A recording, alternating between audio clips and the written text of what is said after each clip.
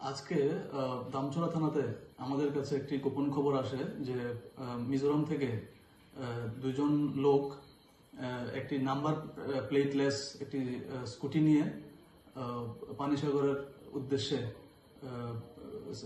Heroin smuggling এর উদ্দেশ্যে যাবে।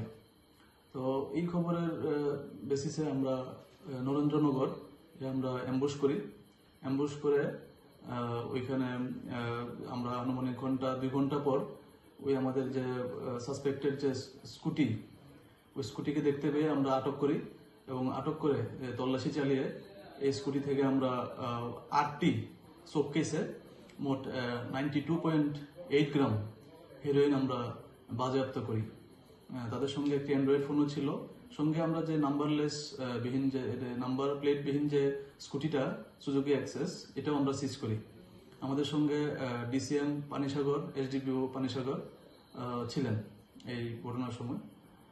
এর পরবর্তী সময়ে আমরা যখন ওই লোকগুলোকে আমরা এই ঘটনাতে আমরা অ্যারেস্ট করি, তাদের নাম হচ্ছে বেঞ্জামিন ত্রিপুরা এবং লালরন কিমা।